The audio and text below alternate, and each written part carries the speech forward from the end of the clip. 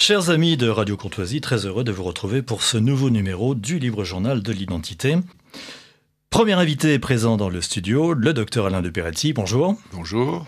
Alain de Peretti, vous êtes docteur vétérinaire, vous êtes président fondateur de l'association Vigilance Halal, qui est une association qui a son site ou son blog et sur lequel on peut vous contacter. Tout à fait. Et vous êtes mon invité traditionnel depuis plusieurs années maintenant, lorsque l'Aïd el-Kébir est dans le paysage médiatique. Cette année, l'Aïd est tombé début septembre et c'est l'occasion pour nous, radio de la réinformation, de rappeler encore et toujours les dangers du halal en termes de santé publique et les scandales sanitaires associés à cette pratique exogène, va-t-on dire, toute chose largement occultée par la presse du régime, bien entendu. Alain de Peretti, l'an dernier, à pareille époque, vous nous avez parlé de la FCO, la fièvre catarrhale ovine, un scandale sanitaire passé sous silence par la presse, la grosse presse, dira-t-on, envolé le principe de précaution, les règles sanitaires élémentaires, sans parler naturellement de la laïcité. Alors, ma question, cette année, quoi de neuf, docteur ? Alors, je voudrais commencer par un petit rappel qui est le suivant. Le halal pose 3 problèmes.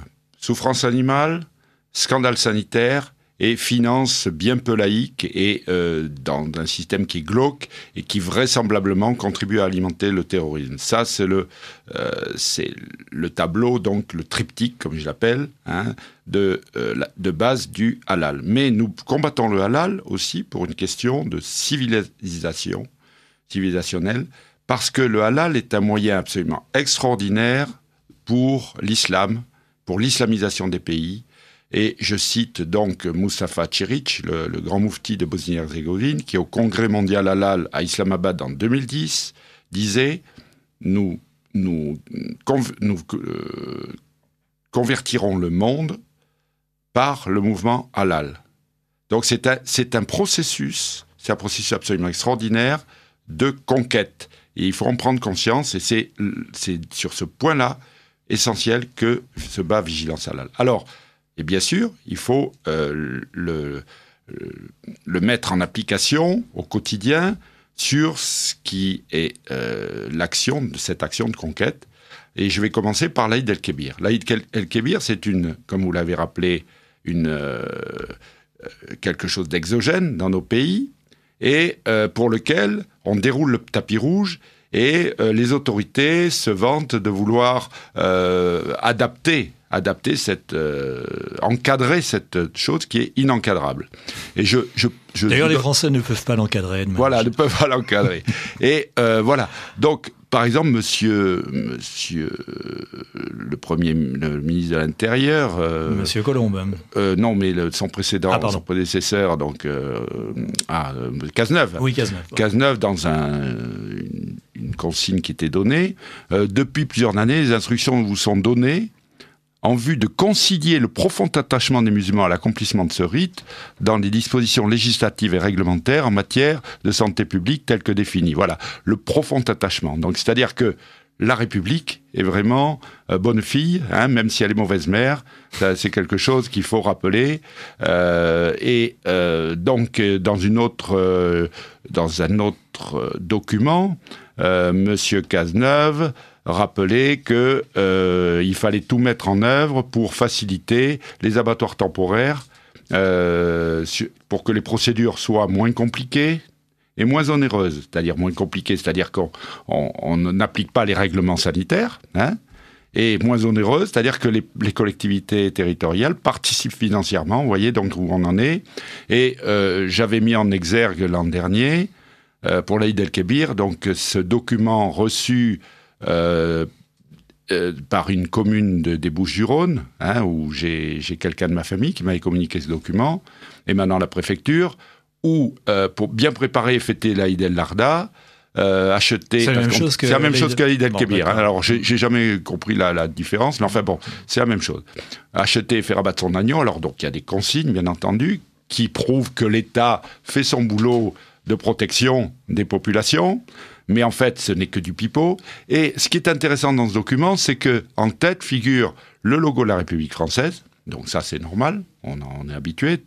Quand vous recevez vos impôts, vous avez ce document, ce logo avec la Marianne bleu, blanc, rouge. Mais ce qui est quand même curieux, parce qu'au même niveau, même grosseur, à gauche, vous avez le logo du Conseil régional du culte musulman, et à droite, vous avez le croissant et l'étoile, qui sont les symboles de l'islam.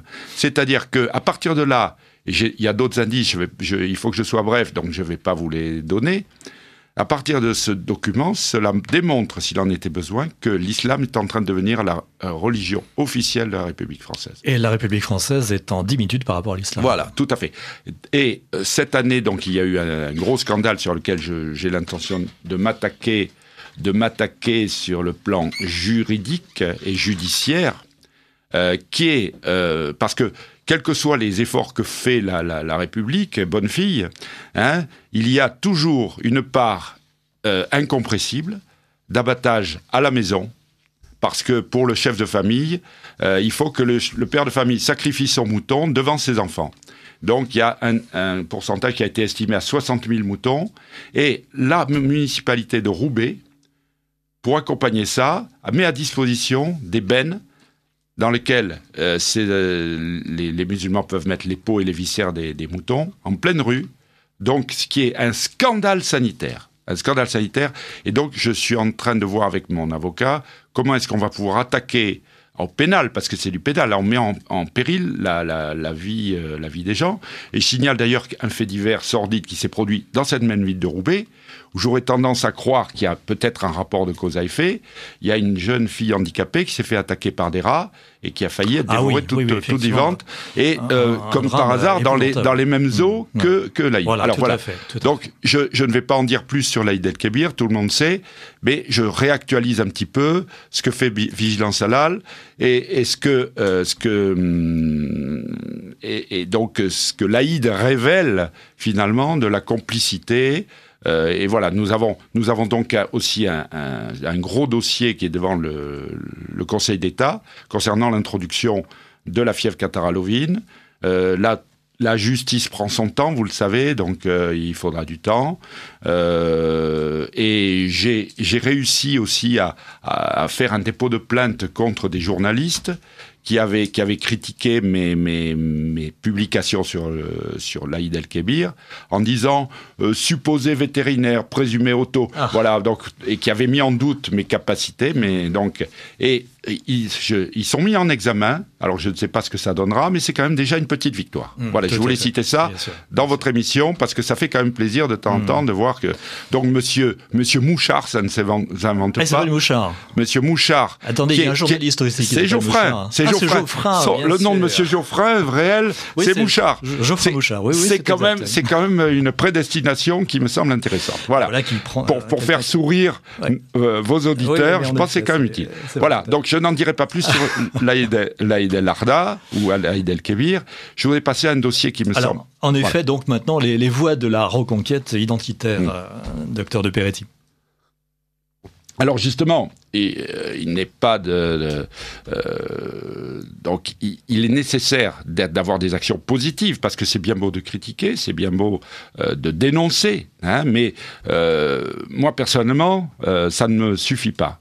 Il faut aussi proposer des alternatives, des choses qui permettent la reconquête, tout à fait, la résistance moléculaire, si j'ose dire, les grains de sable qu'on va mettre. Vous savez qu'un grain de sable placé dans une machine, même un rouleau compresseur énorme, peut le faire capoter. Donc, cette idée, ça a été long et laborieux pour le mettre sur pied.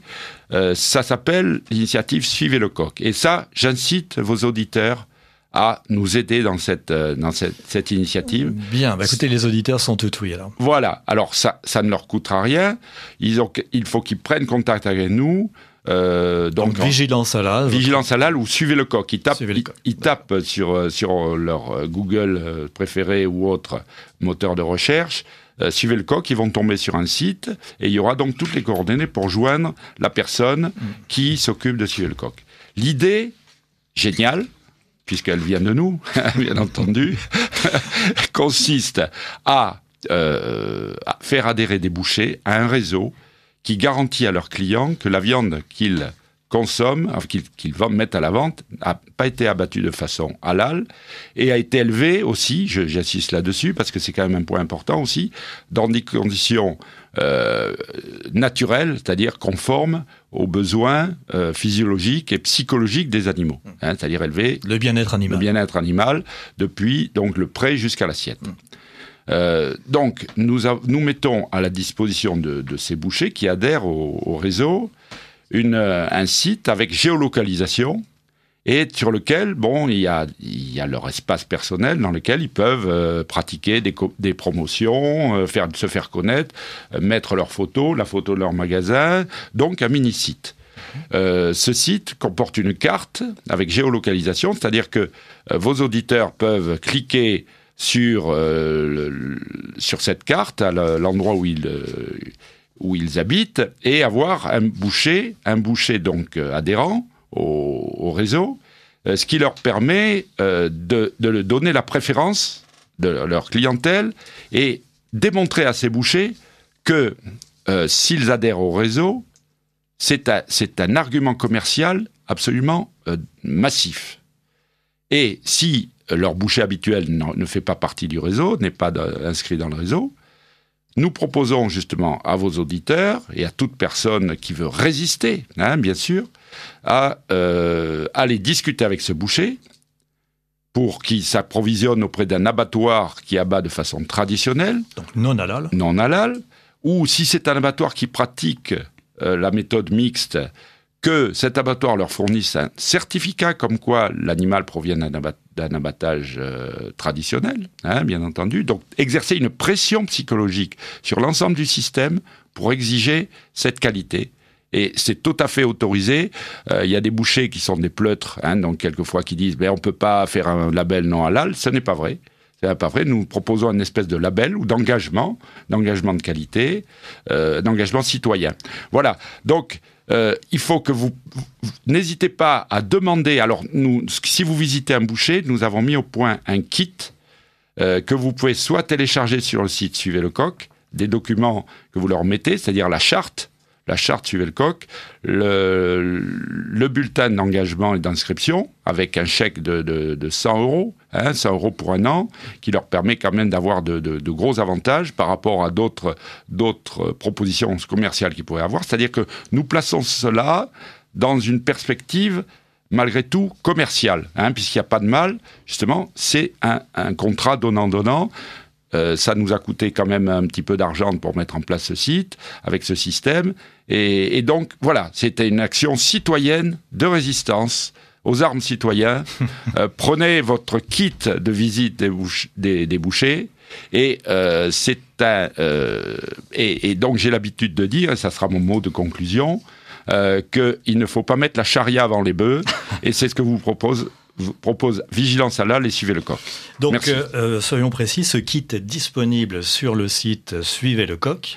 Où on peut envoyer aux personnes qui n'arriveraient pas à télécharger ou voudraient. Nous pouvons, j'ai un exemplaire ici éventuellement à vous remettre. Vous avez une adresse postale Une adresse postale, donc ils demandent ça à l'adresse postale qui est mentionnée sur le site Suivez le coq.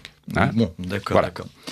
Et donc, ils peuvent tirer l'ensemble des documents, voilà, qui sont associés à cette action. Donc, il y a aussi des documents qui expliquent pourquoi nous sommes contre l'abattage halal, pour des raisons de souffrance animale, etc. Les 3 piliers. Voilà. Donc, vous avez des documents... 5 piliers pour l'islam et 3 pour vigilance halal. Voilà.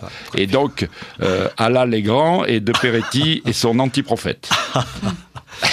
Un message d'auditeur. Oui, un auditeur aimerait savoir s'il existe des moyens d'empêcher l'ouverture d'une boucherie halal dans son quartier. Non, c'est tout à fait légal, malheureusement. Illégal. C'est légal d'ouvrir une boucherie halal. Et illégal d'empêcher, bien sûr. Et voilà, donc ça fait partie de la liberté, liberté qui est fausse, mais malgré tout, on ne peut pas l'empêcher. Le meilleur moyen d'empêcher, c'est que nous consommions du non halal. Et qu'il y a il y a eu un sondage qui montrait que 72% des Français étaient opposés à l'abattage halal. Voilà, oui. Et bien voilà, qui s'engagent en exigeant de leurs bouchers que la viande, qu'ils achètent à ces bouchers. Et là, vous allez voir, moi j'ai la faiblesse de croire qu'on peut développer une action commerciale de masse qui en même temps va alimenter la résistance à l'islamisation. Voilà, je voulais vous parler essentiellement de ça, parce que ça y est, notre site est au point, il fonctionne, il y a tous les éléments, ça n'a pas été facile sur le plan logistique et technique, ça nous a coûté un peu de sous, mais donc, vous pouvez aussi aider financièrement Vigilance Halal, mais ça, c'est absolument, bon, oui, bien sûr. Voilà. D'accord. Merci. Écoutez, docteur De Peretti, merci infiniment pour ces précisions, et nous engageons nos auditeurs à visiter votre site, enfin les deux sites, à savoir Vigilance Halal et Suivez le Coq, et à rentrer en résistance.